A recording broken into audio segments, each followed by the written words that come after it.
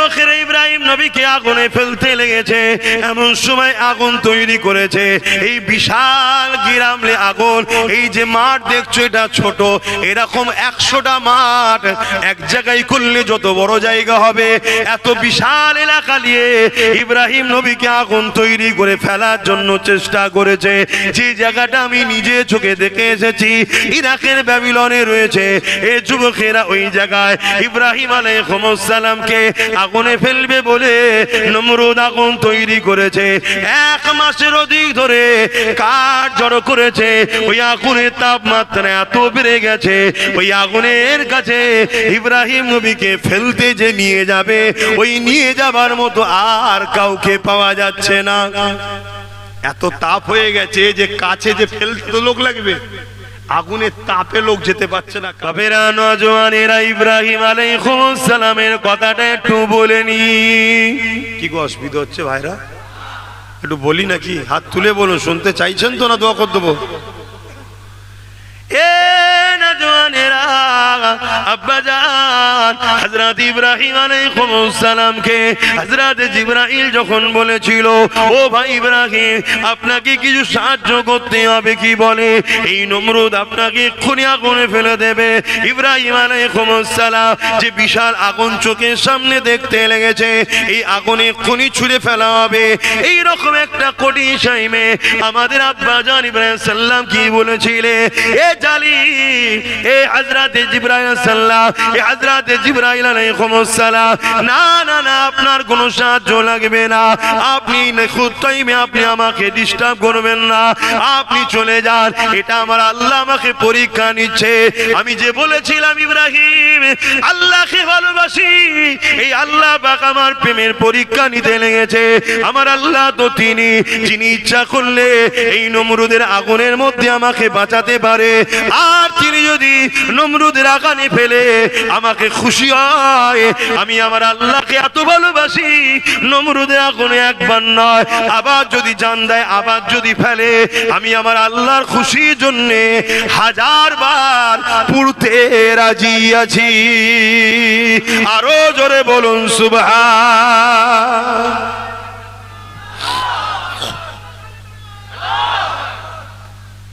এটাই তো ঈমান। আমার আল্লাহ আমাদেরকে পরীক্ষা নেবে।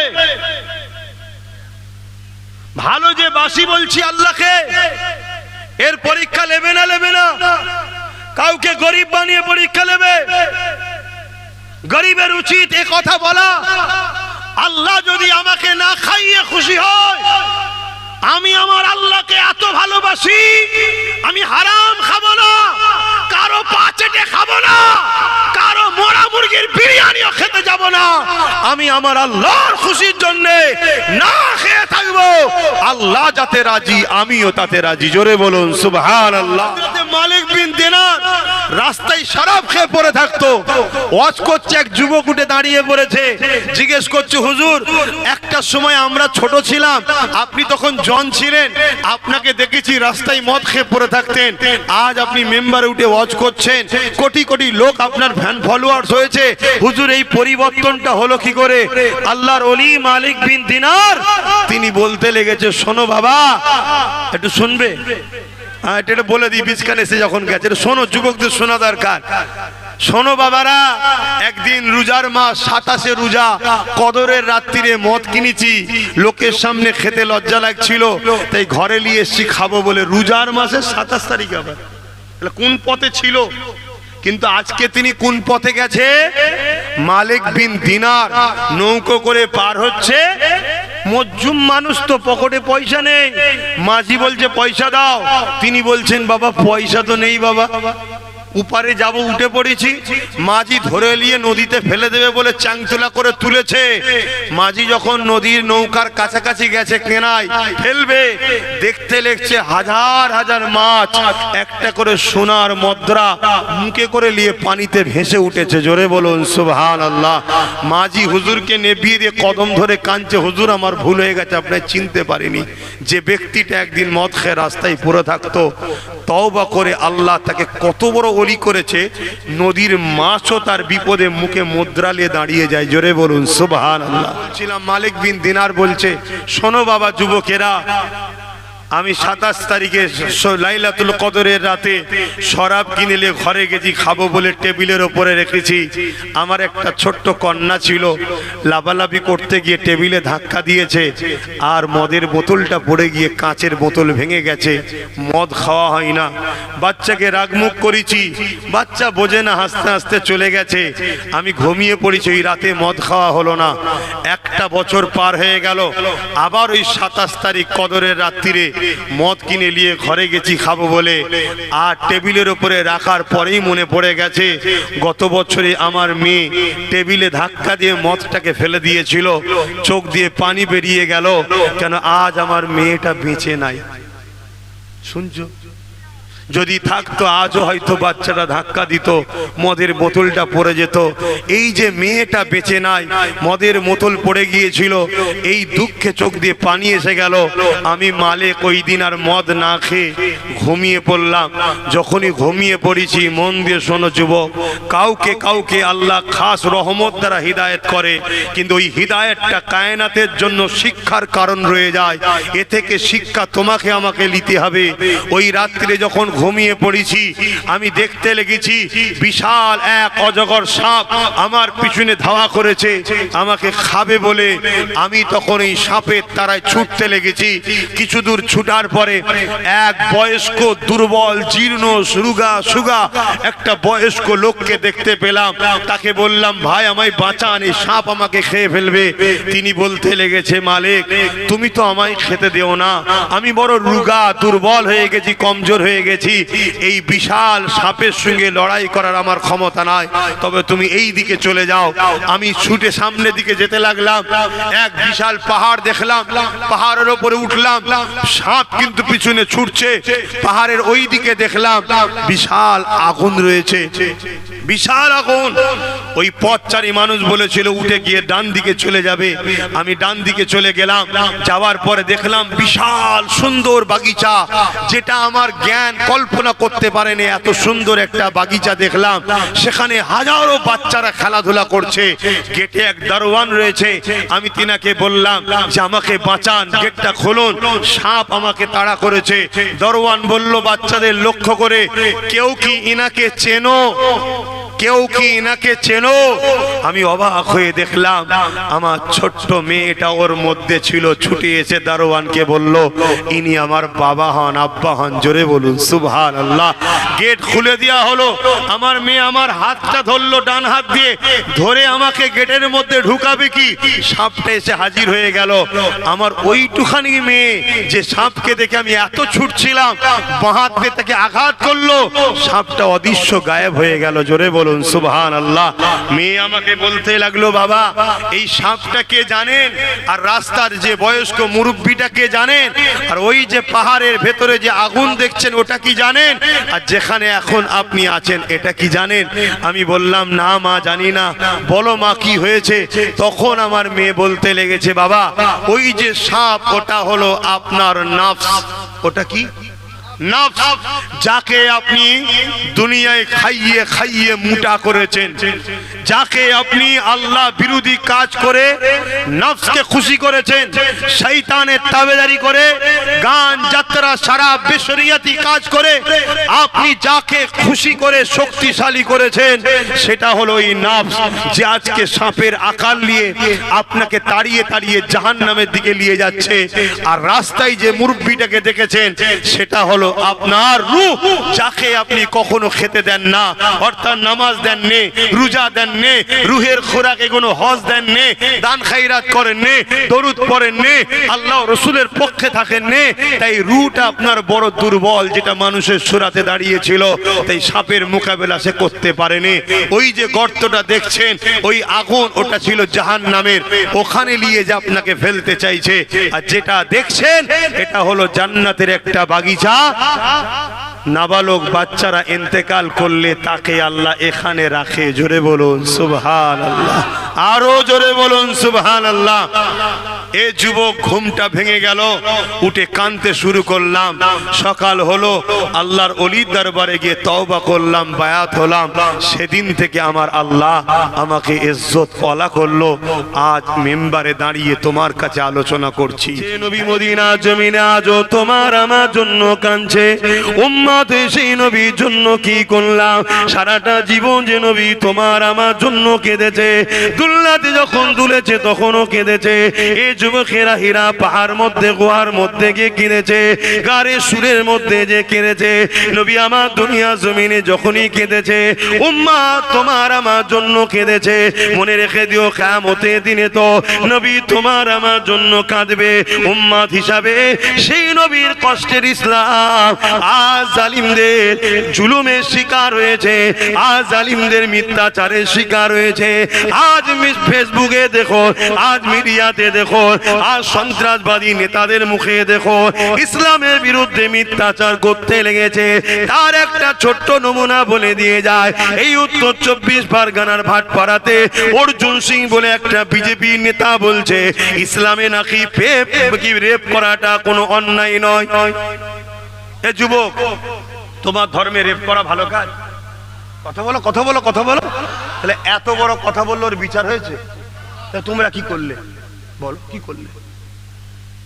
আমি বলছি না তোমরা কি কালকে মারো না, ওটা আমার দেশের সংবিধান নয়, আর দেশের আইনকে মানতে হবে, ইসলামও বলেছে। কিন্তু তোমরা কি করলে? কেন আইন তার বিরুদ্ধে ব্যবস্থা নিল না? এটা প্রশ্ন তো নাকি? কেন আইন তার বিরুদ্ধে ব্যবস্থা নিল না? উত্তর তো এটাই হবে, যারা ব্যবস্থা নেবে তারা তো ওরই বোন হয়, আমার তো কেউ নয়। কথাটা কি ভুল বললাম? তাহলে এই বোনের পিছনে সময় নষ্ট করেছো যুবক তুমি আমি। আল্লাহ ছাড় দিয়েছে, ছেড়ে দেয়নি। ছাড় দিয়েছে, ছেড়ে দেয়নি। তুমি কি চাইছো তোমাদের বাচ্চারা প্যালেস্টাইনের বাচ্চাদের মতো হত্যা হোক? তুমি কি চাইছো তোমাদের বাচ্চারা ছোটবেলায় কাফন পরুক? যদি বলো না, তাহলে আব্বাস সিদ্দিকীর কথা শোনো, নবীকে ধরো, আসো আমার রাসূলুল্লাহর কদমে। আব্বাসকেও ভালোবাসার আগে দেখবে নবীকে আব্বাস যদি ভালোবাসে তাহলে আব্বাস জিন্দাবাদ। যদি আব্বাস নবীর সাথে না হয়, আব্বাসের সাথেও আমরা নেই। এই আকীদা তৈরি করো। নবী আমাদের একমাত্র মডেল, একমাত্র লিডার, একজনই নবী। কি মানতে পারছো? আমার কথা হাত তুলে বলো, মানতে পারছো? মানতে পারছো? হাত তুলে বলো, মানতে পারছো? আল্লাহ আমাদেরকে কবুল করুন, আল্লাহুম্মা আমিন।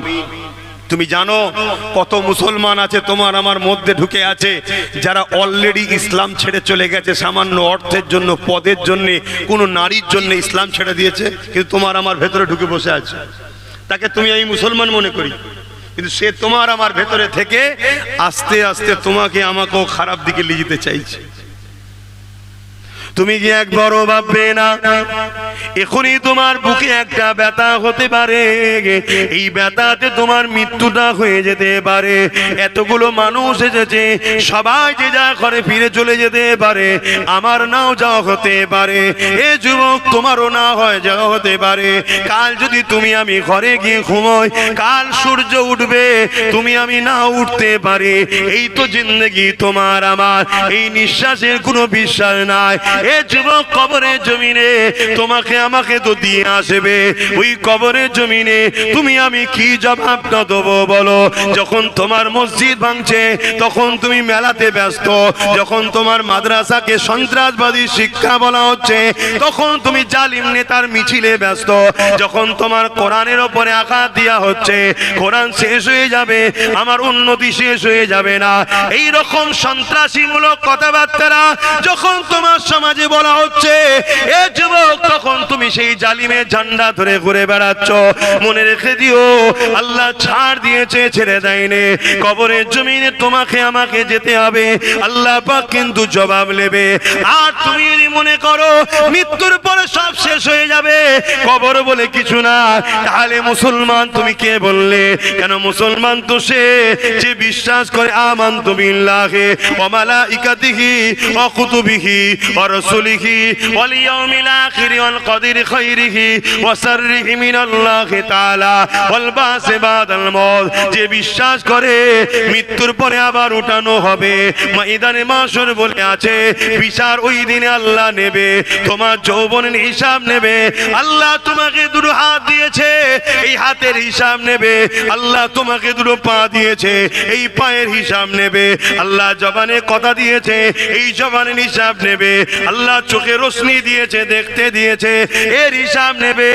এক কথাই তোমাকে আমাকে আল্লাহ মায়ের পেটে বানালো, আশরাফুল মখলুকাত করে, চাঁদের থেকেও দামি করেছে, সূর্যের থেকেও দামি করেছে, ফেরেশতাদের থেকেও ইজ্জত আলা করেছে, করে দুনিয়া জমিনে পাঠিয়েছে।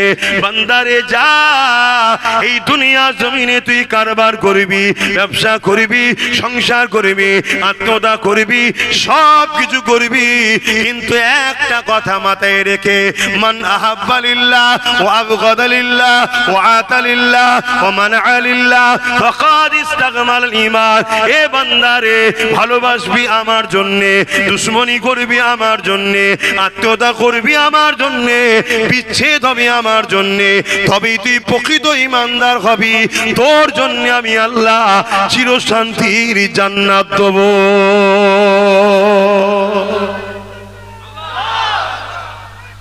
আল্লাহ, এটা আমাদের পরীক্ষার জায়গা। কে পাঠিয়েছে বলুন না গো ভাই আমার? আল্লাহ। তাহলে আমাদের পরীক্ষা কি? আল্লাহ বলছে ভালোবাসবি আমার জন্য, দুশ্মনী করবি, লড়াই করবি কার জন্যে?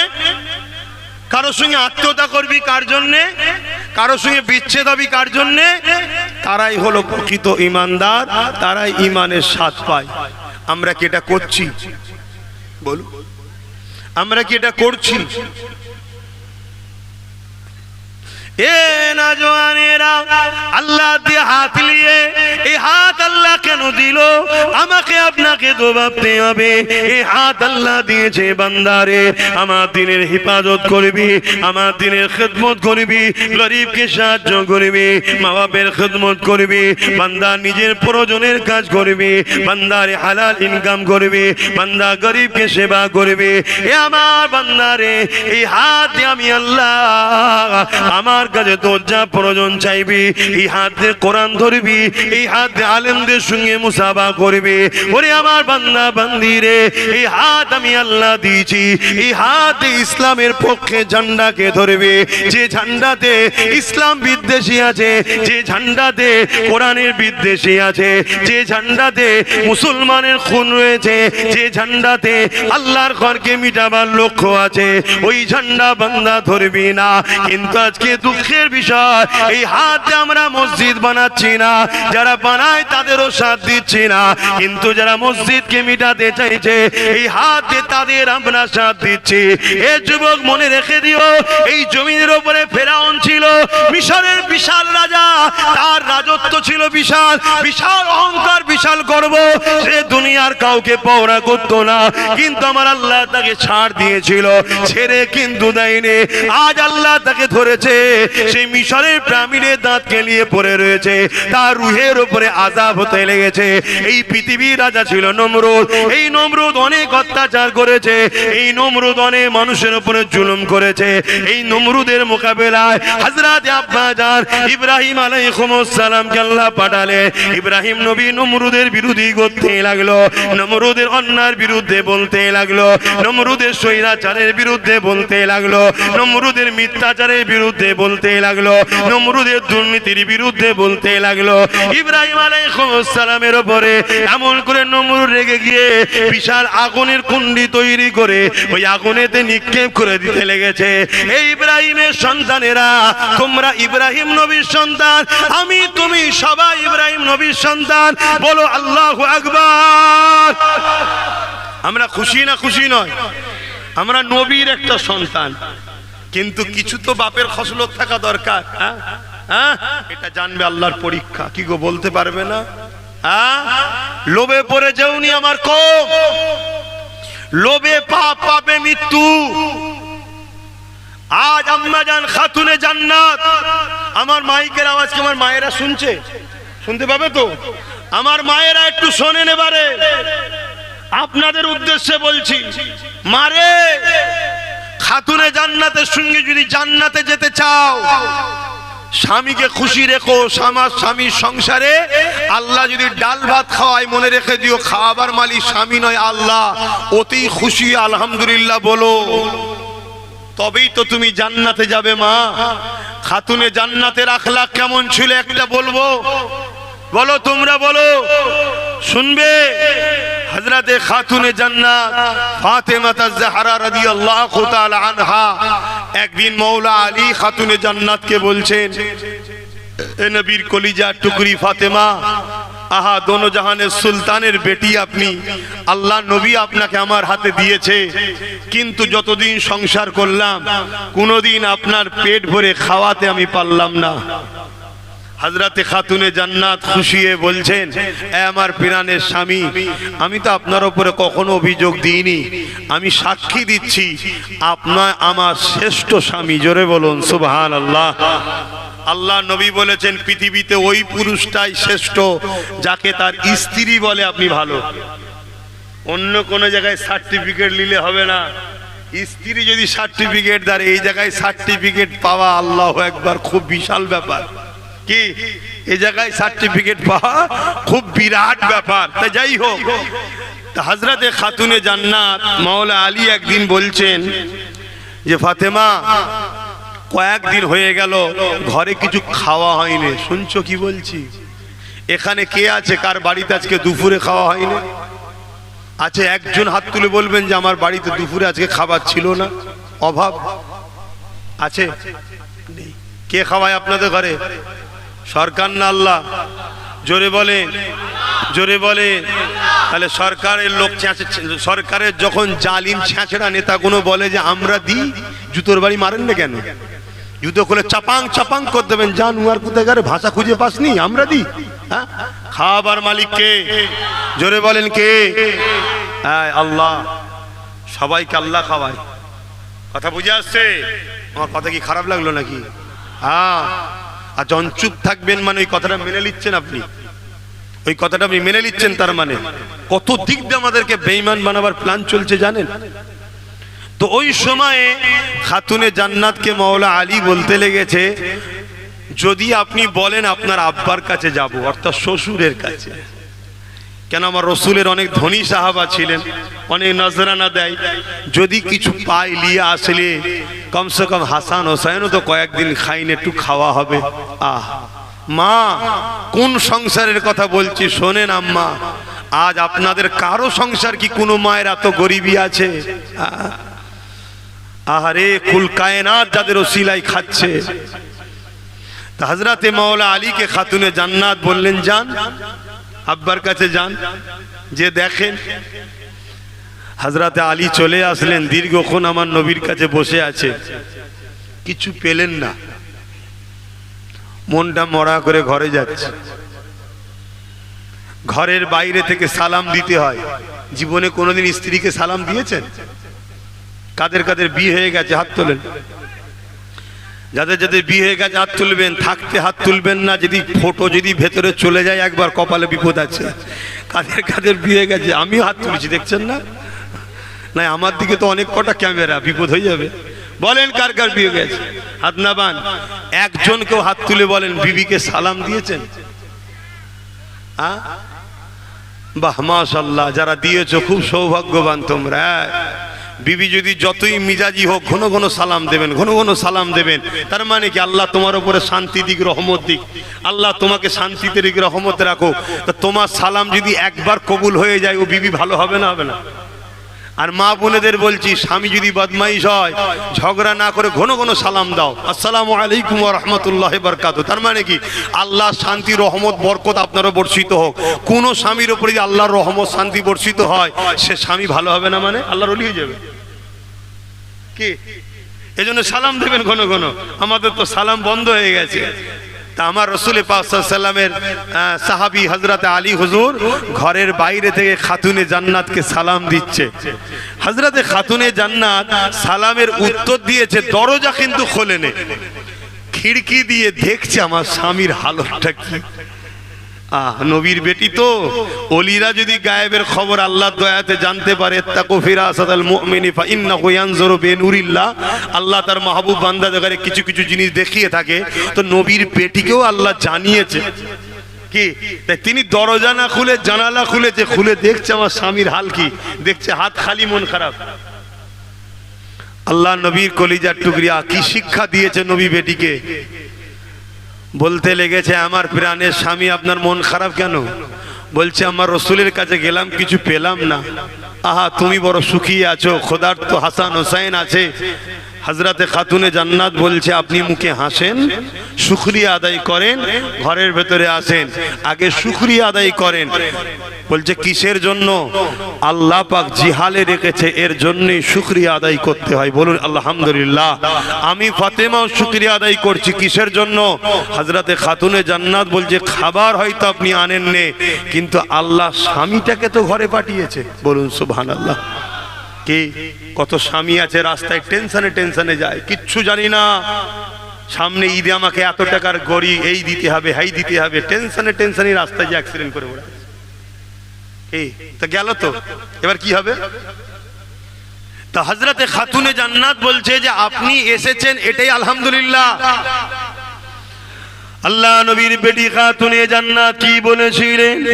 আমার আম্মা জানেরা, যিনি জান্নাতি নারীদের সরদারিনী হবে, মা আপনারও ফাতেমার সঙ্গে আম্মার সঙ্গে আপনারাও জান্নাতে যাবেন দোয়া করি।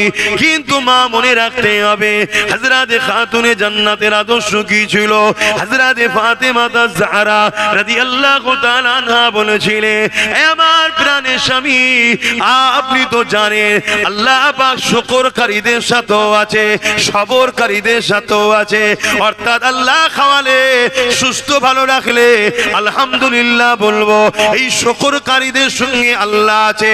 আর যদি আল্লাহ না খাওয়ায়, অভাব যদি হয়, সবর যদি করে, তার সঙ্গেও আল্লাহ আছে। আমার প্রাণের স্বামী, আমরা কেমন আল্লাহকে ভালোবাসি। আমার আল্লাহ যদি ফাতেমাকে, হাসান হোসাইনকে আপনাকে না খাইয়ে যদি পরীক্ষা নিয়ে খুশি হয়, আমরা কেন আল্লাহর খুশির জন্য না খেয়ে পরীক্ষায় আল্লাহকে রাজি করতে পারবো না? এই বলে দিয়ে যায় আমার মা বোনেরা, এই দুনিয়া বড় চক্রান্ত করতে লেগেছে আমাদেরকে আল্লাহ রসুল থেকে সরাবে বলে। যদি কোনো পুরুষের ইনকাম হারাম হয়, ভুল হয়, সেই স্ত্রী যদি ওই স্বামীর পয়সা খায়, কিয়ামতের দিনে স্ত্রীকে আল্লাহ ধরবে না, ওর কৈফিয়ত স্বামীকে দিতে হবে। কেন? স্বামী হলো স্ত্রীর গার্জেন, কন্যা হলো বাপ তার গার্জেন। বাপ যদি তার কন্যাকে হারাম খাদ্য খাওয়ায়, এর জন্য বাপ জাহান্নামে যাবে, ওই কন্যা জান্নাতে যাবে না। অর্থাৎ নারীদের জন্য হিসাব নিকাশটা দিতে হতো না। কিন্তু আজ জালিম হুকুমতরা বড় প্ল্যান করে আমার মা বোনেদেরকে সামান্য ভিক্ষা দিয়ে খরিদ করলো। একদিকে খরিদ যেমন করলো, অপরদিকে আল্লাহর আদালতে আসামি করে দিল। কেননা যে 1000 1500 টাকা দিচ্ছে, এই টাকাটা কিসের আপনারা কি জানেন? কথা বলছেন না তো? এটা একটা পরিকল্পনা। মুসলিম নারীদের হাতে অর্থ দাও, এদেরকে দাও 1000 টাকা, কিন্তু 1000 টাকাটা হারামের দাও, মদ বিক্রি করার টাকা দাও। পুরুষ যদি ইনকাম করে নিয়ে আসে হারাম টাকা, নারীকে আল্লাহ কিয়ামতের দিন ধরবে না। মুসলমান যখন বিপদে পড়বে, তোমার আমার দোয়া যদি কবুল নাও হতো, মায়ের জাতের দোয়া কিন্তু কবুল হতো। সেই গোড়াটাও মেরে দিল সামান্য ভিক্ষা দিয়ে। আমাদের হুঁশি নাই, আমাদের খেয়ালই নাই। আমাদের উচিত ছিল আওয়াজ তোলা, তোমার ওই 1000-এর ভিখারি আমরা নয়। আমার স্বামীকে কর্ম দাও, আমার বেটাকে কর্ম দাও, আমার ছেলেকে চাকরি দাও। আমার ছেলে যদি বড় হয়, তাহলে সে ছেলে তো মাকে দেবে। যে ছেলে মাকে হাত খরচ দেয় না, তাহলে এর জন্য ছেলের দোষ দিবার আগে তো মায়ের দোষ। কি তৈরি করেছেন ছেলেকে, কি মানুষ করেছেন ছেলেকে, যে আপনার ছেলে আপনাকে হাত খরচ দেয়নি? কি রকম ছেলে, একে কি ট্রেনিং দিয়েছে? কথা শুনছেন? দুনিয়া আমাকে নজরানা দেয় মুসাফা করে, আমি আমার মাকে বাপকে নজরানা দিই মুসাফা করে। এই শিক্ষা আমার রসুল দিয়েছে। মুসাবা করাও সুন্নাত, নজরানা দিয়াও সুন্নাত, লিয়াও সুন্নাত। আপনারা মুসাবা করে আমাদের নজরানা দেন না দেন না? হ্যাঁ, সাহাবারা নবীকে দিয়েছে, আর আমার নবী পাক সাল্লাল্লাহু আলাইহি ওয়াসাল্লাম তিনার দুধমা হযরতে হালিমাকে দিয়েছে। জোরে বলুন সুবহানাল্লাহ। আমি আমার আব্বাকেও মুসাবা করে নজরানা দিই, আমার মাকেও মুসাবা করে নজরানা দিই। কেন? দোয়া লিবার আগে নজরানা দিতে হয়। তা কি ছেলে আপনার মা যে আপনাকে টাকা দেবে না, নজরানা দেবে না? আমার কথাই কি খারাপ লিখছেন নাকি? এই খারাপ লিখছেন। এসব ইসলাম বিদ্বেষীদের প্ল্যান। এই কিছুদিন আগে না বিহারে ভোট হয়ে গেল, এই সোশ্যাল মিডিয়ায় একটা বক্তব্য ঘুরছে, দেখেছেন? আমি দেখাতে পাচ্ছি না কেন, ওর মধ্যে একটা নাচ আছে মেয়ে ছেলের। একটা মেয়ে বিজেপির মিটিং এ গিয়ে খুব নাচছে, তারপরে ছবি তার ঘর ভাঙছে যখন সে কাঁদছে। तो प्रश्न करছে मीडिया क्या हुआ, बोलছে अरे समझ में नहीं आया है, 1000 रुपया दिया मीटिंग में चला गया, वोट भी दे दिया, अभी जीत के हमारे ही घर भांग रहे তোর রে। শুনছেন? হাসুনি তোমার আমার দশাটা এরামি হয়েছে। খারাপ নেবেন না, ইমামদের 2500-3000 হাজার দিয়েছে, আর একটু বড় হুজুর হলে তাকে আলো দিয়েছে, আরো টাকা দিয়েছে, গাড়ি দিয়েছে, কলকাতায় দু একটা ফ্ল্যাট অনেককে দিয়ে দিয়েছে, সব জানি আমি। যদি বলেন নিয়ে যে দেখে দেবো। হারামখোরেরা, গাদ্দারেরা, শুনছেন না শোনেন না? এরা কওমের সঙ্গে ধোঁকাবাজি করেছে, এরা গাদ্দারি করেছে জাতির সাথে। আজকে আমার মসজিদ ধ্বংস হয়ে চলে যাচ্ছে, মাদ্রাসা ধ্বংস হয়ে চলে যাচ্ছে। আজকে 3000 3500 টাকা মুয়াজ্জিনকে দিয়েছে, আমরা ভেবেছিলাম নিয়ে খুব ভালো হচ্ছে, কিন্তু দেরি হলো। আমার একদল উলামা ভাইয়েরা বুঝতে পেরেছিল, তারা অনেক আগে থেকে কিন্তু বক্তব্য দিয়েছে যে তোমার ওই ভাতা লাগবে না। দেখেছেন না? দেখেন না? তাদেরকে আমি ধন্যবাদ জানাই, তাদেরকে আমি স্যালুট জানাই, ধন্যবাদ জানাই। আল্লাহ তাদের উপর রহমত দিক, তাদের বিগত ভুলটা, মানুষ মত মিস্টেক হতে পারে, আল্লাহ মাফ করে দিক, বলুন আমিন। কিন্তু আজও ঘুমোচ্ছে অনেকে। হ্যাঁ, আজকে কেন্দ্রের বিজেপি সরকার ওয়াকফ কালা কানুন করেছে, জানেন তো? ঠিক করেছে না ভুল করেছে?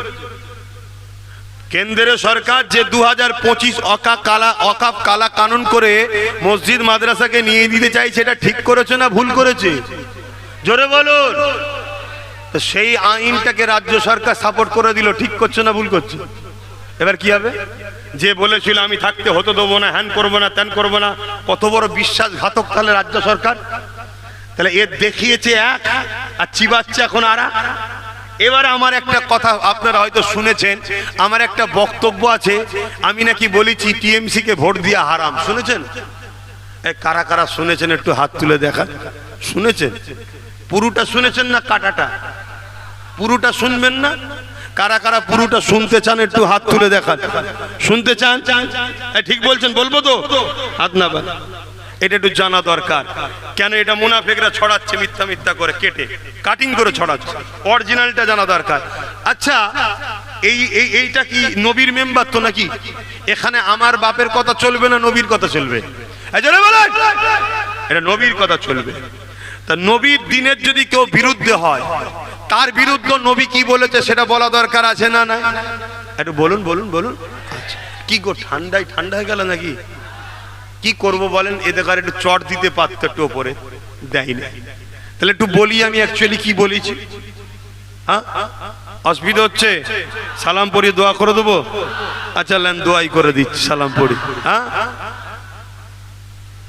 শোনার আগ্রহ থাকলে আমি শোনাবো, না হয় আমি ভাড়া খাটা হুজুর নয়।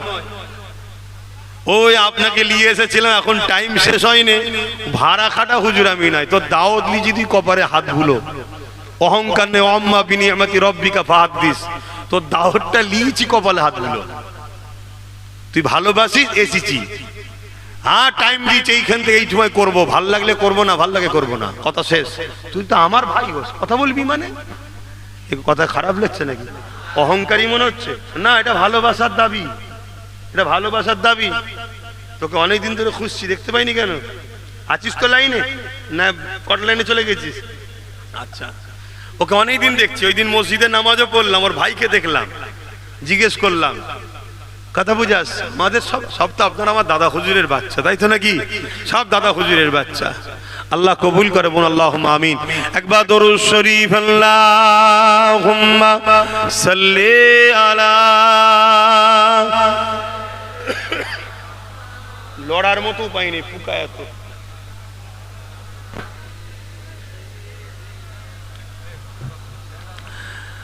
रातें भी मदीने की, बातें भी मदीने की,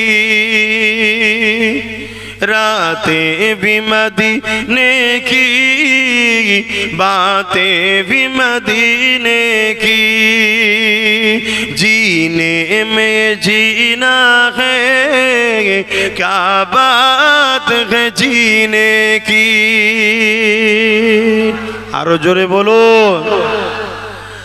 अरसा हो तैबा की जिस गलियों से गुजरे, अरसा हो तैबा की जिस गलियों से गुजरे, इस वक्त भी गलियों से खुशबू है पसीने की। नारे दिवे हाथ तुले बोलो लब्बाइक लब्बाइक लब्बाइक। আপনারা বলুন ইয়া রাসূলুল্লাহ লব্বাইক লব্বাইক লব্বাইক। নারে দিবে। এর মানে হুজুর আমরা গোলাম হাজির আছি। জোরে বলুন সুবহানাল্লাহ। ঘাবড়াবার কিছু নেই। কবে আমার নবী 1450 বছর যেসব এলাকাতে ঘুরেছে সেই সব এলাকায় এখনো নবী পাকের পাসিনা ঘামের খুশবু বেরোচ্ছে। জোরে বলুন সুবহানাল্লাহ। আমাদের পাসিনা থেকে খুশবু বাইর হয় না কেন? আমরা মাটির রসে তৈরি। কিসে তৈরি? মাটি দিয়ে নয়। কি দিয়ে? মাটির রস। মাটির রস বাপের শরীর থেকে একটা রস বাহির হয়। বাকিটা সব বুঝতে পারছেন? যেটা মায়ের রেহেমে যায় বুঝতে পারছেন? সব সব বোঝেন আল্লাহ করে। এই রস থেকে আমরা তৈরি। মাটি দ্বারা একজনই তৈরি, বাপ আদম আলাইহিস সালাম। আর বাদিকে পাঁজরের হাড় থেকে একজন তৈরি, মা হাওয়া। জোরে বলুন সুবহানাল্লাহ। আর ডাইরে রূহ থেকে একজন তৈরি, তিনি হলেন ঈসা রুহুল্লাহ। জোরে বলুন সুবহানাল্লাহ। আর আল্লাহ বলেছে কুন হো যা, একটা নূর হয়েছে, সেটা হলো মুহাম্মদ রাসূলুল্লাহ। জোরে বলুন সুবহানাল্লাহ। কথা বুঝে আসছে? বাকি আমরা তৈরি কিসে? মাটির রস থেকে। তাই আমাদের শরীর থেকে দুর্গন্ধ বাহির হয় কেন? মাটির একটা দুর্গন্ধ থাকে, রস সেই তা থেকে। কিন্তু আমার রাসূল পাক সাল্লাল্লাহু আলাইহি ওয়াসাল্লামের 1450 বছর আগে যেসব এলাকায় ঘুরেছে আজও নবীর পাসিনার খুশবু পাওয়া যাচ্ছে। জোরে বলুন সুবহানাল্লাহ। এতে আমাদের গর্ব হওয়া দরকার আছে না নাই? বলো বলো। এই নবী ছেড়ে কার পিছনে ছোট? বলো কার পেছনে ছুটছো? কত বড় খেলোয়াড়, কত বড় গায়ক, কত বড় নেতা, কত বড় লিডার। ও দুদিনের বয়স হয়েছে, খেলোয়াড়ের খেলা খারাপ হয়েছে, ফ্যান ফলোয়ার্স পালিয়েছে। গায়ক বয়স হয়েছে, কণ্ঠ খারাপ হয়েছে, ভিজিট কমে গেছে, ফ্যান ফলোয়ার্স পালিয়ে গেছে। এই নেতা পথ থেকে নেমে গেছে, রাস্তায় ব্যাগ নিয়ে ঘুরছে, কেউ দাঁড়িয়ে সেলফি তোলে নে। কথা ভুল বলছি নাকি? কিন্তু মনে রেখে দিও যুবক, আমার নেতার গোলাম হও, আমার নেতার গোলাম হও। মুহাম্মদ সাল্লাল্লাহু আলাইহি ওয়াসাল্লামের গোলাম যারা হয় তাদের বয়স যত বাড়ে তত দাম বাড়ে। জোরে বলুন সুবহানাল্লাহ। আজ থেকে 800 বছর আগে নবীর এক গোলাম দুনিয়া থেকে চলে গেছে। আজও পুরো পৃথিবী তাকে চেনে, পুরো পৃথিবীর মানুষ তার কাছে আসে। নেতা মন্ত্রী খেলোয়াড় গায়ক মুসলিম অমুসলিম সবাই তার কাছে যাচ্ছে। তিনি হলেন সুলতান হিন্দ মুঈনুদ্দিন আজমিরি, নবীর গোলাম। তাই দাম দেখুন আরো বেড়ে চলেছে। জোরে বলুন সুবহানাল্লাহ। আজ থেকে 100 বছর কম বেশি আগে এই হিন্দুস্তানের জমিনে একজন চলে গেছে, মুহাম্মদ সাল্লাল্লাহু আলাইহি ওয়াসাল্লামের গোলাম ছিল। আজও কোটি কোটি লোক তার দরবারে রোজ যাচ্ছে, রোজ যাচ্ছে। তিনি হলো সিদ্দিক আকবরের আওলাদ, জবানার মুজাদ্দিদ আবু বকর সিদ্দিক, নবীর গোলাম। জোরে বলুন সুবহানাল্লাহ।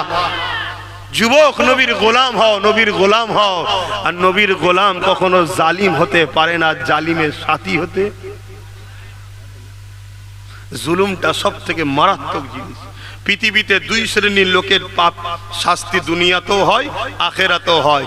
একটা হলো অহংকারী, দ্বিতীয় হলো জালিম। নাতটা একটু বলি নাকি? আমার নবীর নাতকেও ভালোবাসতে হয়। তাহলে যেখানে যেখানে আমার নবী ঘুরেছে আজও খুশবু বাহির হচ্ছে। জোরে বলুন সুবহানাল্লাহ। तारीफ के लायक जब अल्फाज नहीं मिलते, तारीफ के लायक जब अल्फाज नहीं मिलते, तारीफ करे कोई किस तरह मदीने की, तारीफ करे कोई किस तरह मदीने की, रातें भी मदीने की, बातें भी मदीने की, जीने में जीना है क्या बात है जीने की, अरसा होते बाकी जिस गलियों से गुजरे, अरसा होते बाकी जिस गलियों से गुजरे,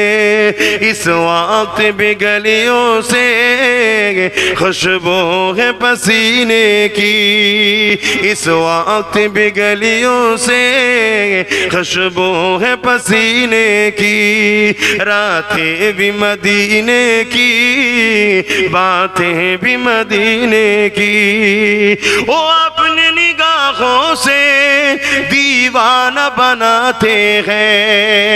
अरे जोरे, वो अपने निगाहों से मस्ताना बनाते हैं, जहमत भी नहीं देते मैं खार को पीने की, जहमत भी नहीं देते मैं खार को पीने की, रातें भी मदीने की, बातें भी मदीने की, जीने में जीना है क्या बात है जीने की।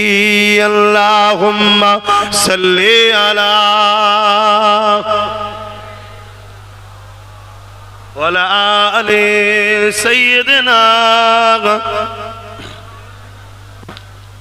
বাপজান আমার বলবো, আমার কচকে কেটে কেটে ছড়ানো হচ্ছে, এআই করা হচ্ছে, আমার ফটোকে করে বিভিন্ন লোকের সঙ্গে জুড়ে দেওয়া হচ্ছে, তিলক দিয়ে দেওয়া হচ্ছে কপালে। দেখেছেন না? এগুলো যারা করছে এরা অবশ্যই আল্লাহর কাছে জবাব দেবে, এবং এরা মুনাফিক। এদের যদি দম থাকে তার সামনে এসে প্রতিরোধ কর না। কথা বুঝে আসছে না? না, এগুলো চক্রান্ত চলছে। কেন? যাতে করে আমার কওমের মানুষ আমার সাথে না চলে আসে।